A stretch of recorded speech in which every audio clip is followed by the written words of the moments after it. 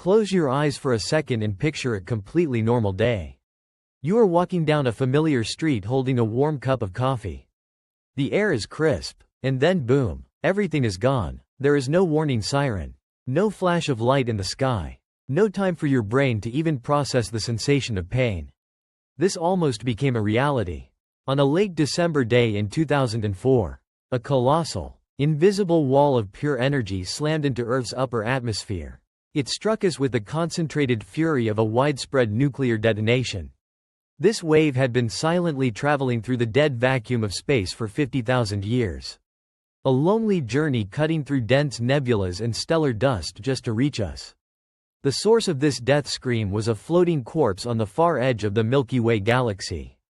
A dead star carrying the clinical designation of SG 1806-2. The eruption lasted for a mere 0.2 seconds. Just a blink. Yet in that microscopic window of time, it violently purged more energy than our Sun has patiently radiated over the last 250,000 years combined.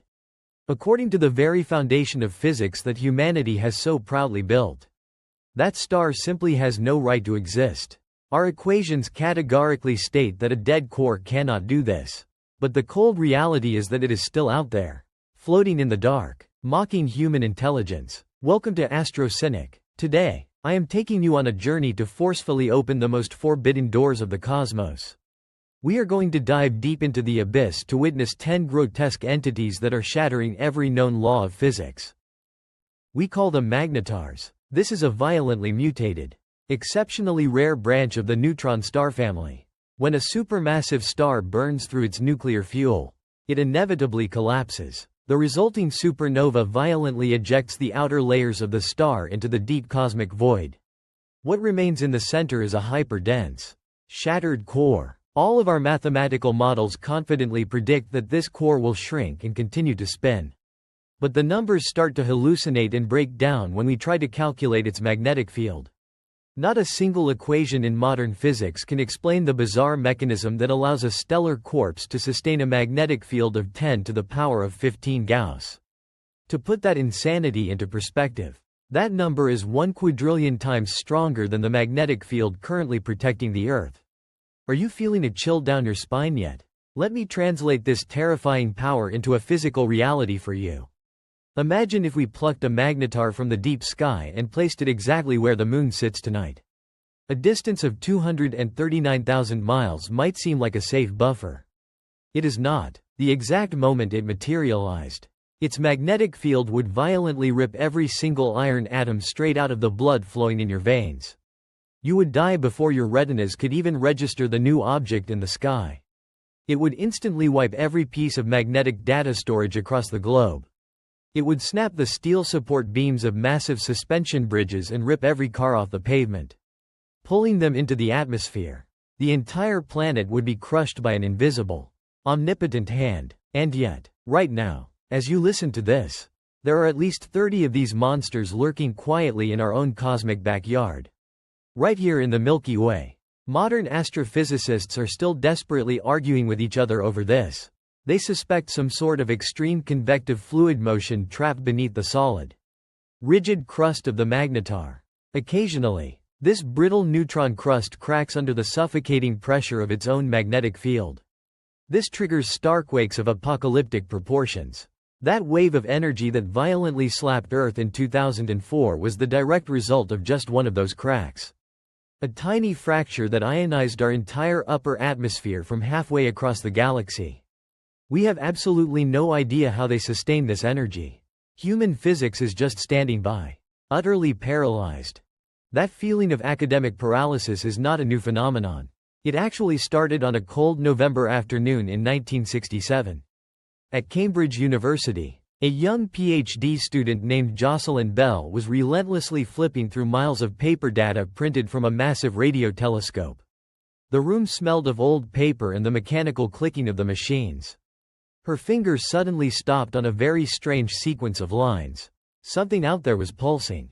Its rhythm was repeating with a cold, mechanical perfection. It was so ruthlessly precise, ticking like a giant atomic clock suspended in the void, that the entire research team froze. Initially, They marked the anomaly in their notebooks with the designation LGM-1. That stood for Little Green Men 1. They genuinely suspected they had intercepted a synthetic radio beacon from an alien civilization.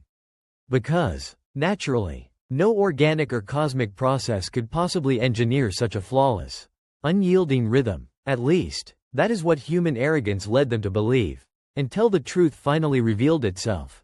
The object Jocelyn Bell had stumbled upon was vastly more bizarre and terrifying than any hypothetical alien species. It was a neutron star. Before that afternoon, neutron stars were nothing more than theoretical ghosts on chalkboards. A mathematical oddity that many prominent physicists of the era believed the universe would never actually permit to exist. But the cosmos loves to humiliate us. When a giant sun exhales its final breath, it does not just fade away into a peaceful sleep. The remaining matter is crushed together by a tyrannical, inescapable gravitational force. The empty space that normally exists between atomic nuclei and electrons is completely annihilated. The electrons are violently smashed into the protons, transforming the entire mass into a hyperdense soup of pure neutrons. The entire staggering mass of a star, 1.5 times heavier than our own Sun, is violently compressed into a tiny sphere no larger than a mid-sized city. Its diameter is a mere 12 miles across. I want you to walk into your kitchen right now. Pick up a normal teaspoon. If you somehow possessed the magic to scoop one single teaspoon of matter from the core of a neutron star and bring it back to Earth, that tiny, innocent-looking spoon would weigh roughly 10 million tons. It would immediately crush your hand, shatter the floorboards, and sink straight through the Earth's crust. The gravity on its surface is an absolute, inescapable prison. The gravitational pull there is 200 billion times stronger than the force keeping your feet on the floor right now. If you held a soft marshmallow at waist height and dropped it onto the surface of a neutron star, that piece of candy would accelerate to a speed that shreds the fabric of space and detonate upon impact with the destructive yield of an atomic bomb. These are not cheap metaphors designed for a YouTube script. This is raw, terrifying mathematics. The fastest spinning object we have ever managed to record is currently twisting around its axis at 716 rotations every single second. Its surface is violently scraping against the fabric of spacetime at a speed approaching the velocity of light. The internal pressure defies every single law of thermodynamics we can test in our laboratories. The scientific community still has no clue what kind of state matter actually enters inside that pitch-black core. Some suggest it becomes a frictionless superfluid. Others believe it breaks down into a bizarre state of free-floating quarks. A neutron star stands directly on the absolute edge of existence. It is the very last stand of physical matter before it completely surrenders to gravity and collapses into a black hole. But that collapse is nothing compared to what we find if we wind the cosmic clock backward. Let us swim upstream against the flow of time, back to the brutal, chaotic days immediately following the Big Bang. This is where we collide with a phantom known as the quasi-star. Between 2006 and 2008, astrophysicist Mitchell Beagelman and his colleagues published a series of controversial papers detailing the most violent, paradoxical structure the universe has ever managed to forge. If the quasi-star ever truly existed, it is the deepest, most painful scar in the cosmos. A quasi-star does not survive by emitting the gentle, life-giving light of nuclear fusion. It is a monster actively eating itself alive from the inside out. Buried deep within the dark center of this colossal star is a fully formed black hole. And this black hole is slowly, methodically devouring the very envelope of stellar gas that surrounds it. Mathematical models prove that this grotesque arrangement is entirely possible in a chaotic, primordial universe, during the era when the very first giant clouds of hydrogen gas began to collapse. Some of them gathered mass so rapidly that they did not even have time to ignite a nuclear furnace. The sheer, crushing pressure forced their cores to instantly collapse into a singularity. And so, a black hole was born right in the belly of a boiling star. The black hole immediately latches onto the surrounding gas and begins to gorge itself. The immense friction and heat generated by the swirling accretion disk around the black hole pushes the outer layers of gas outward, creating a bizarre, agonizing state of equilibrium. The resulting star swells to an incomprehensible size. Its diameter stretches to 10 billion kilometers. That is 7,000 times larger than our Sun. No human eye, no telescope has ever actually seen a quasi-star. We only deduce its existence because there is a massive, gaping hole in our logic that we cannot otherwise fill. Right now, at the center of our Milky Way, there is a silent supermassive black hole. Its mass is equal to billions of suns combined. But the universe simply is not old enough for a normal black hole to grow that large just by eating random debris. A child cannot become a towering giant overnight without terrifyingly extreme catalyst. The quasi-star is that catalyst. The massive gravitational anchor holding our entire glorious galaxy together was likely incubated inside a supreme contradiction of nature. A colossal entity that was half black hole, half radiant star. Sometimes, it is the pure, unadulterated emptiness that suffocates the human mind the most.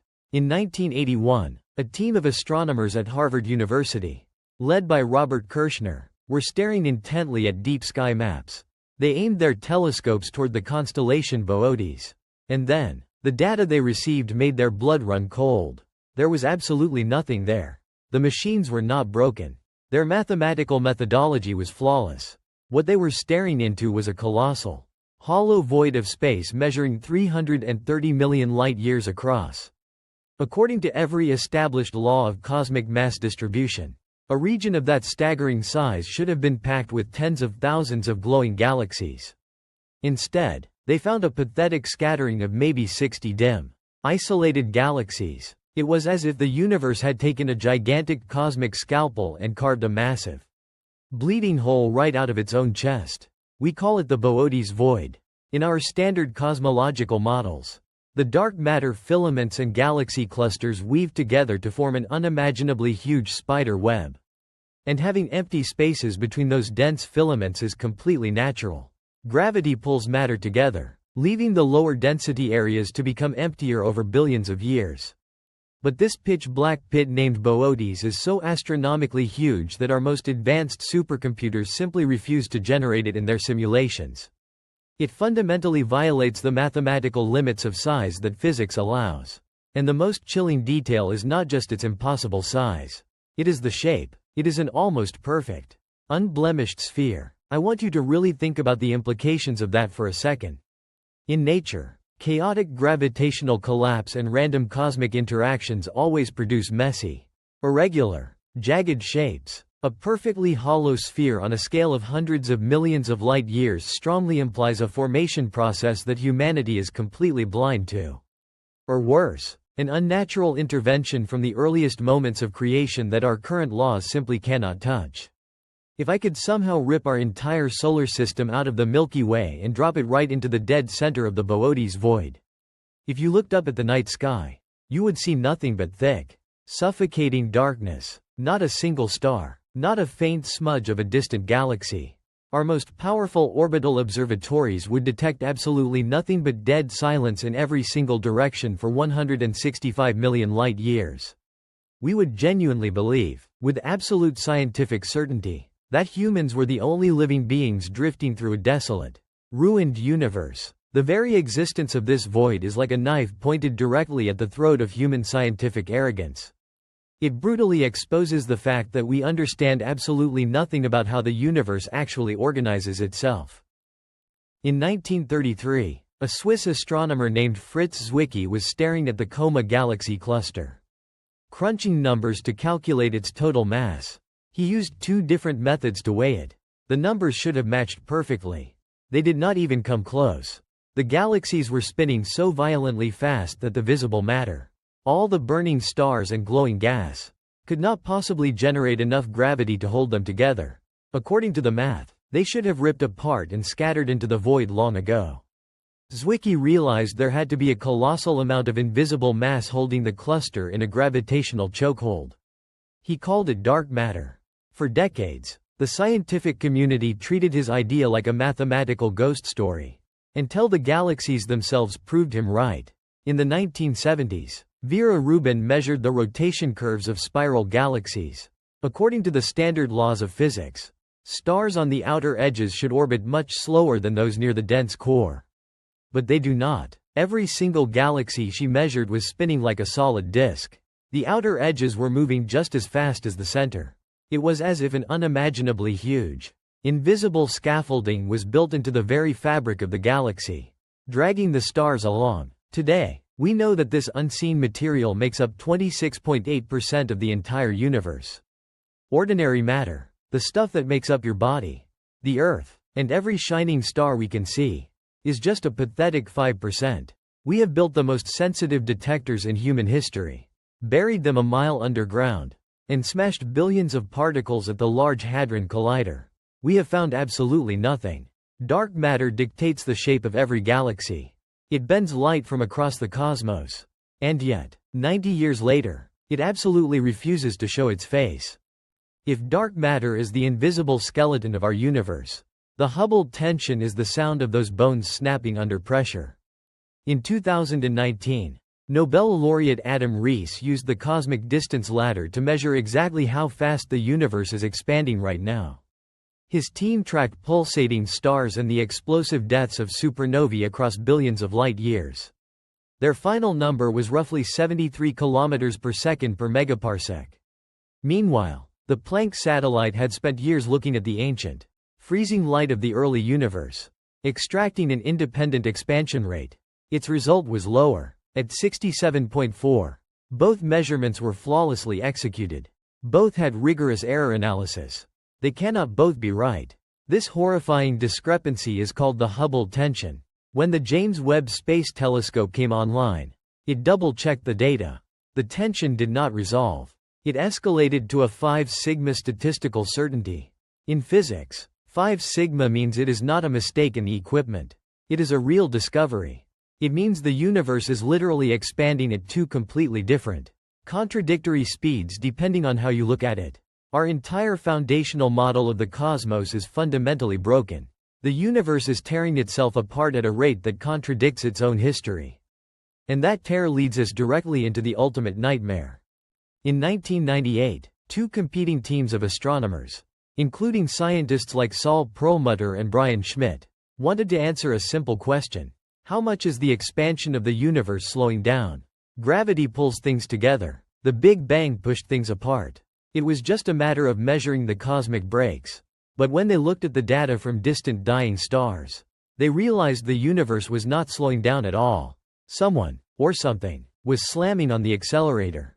They called this repulsive force dark energy. When quantum physicists tried to calculate how much energy the vacuum of space should hold, their math was wrong. It was not wrong by 10%.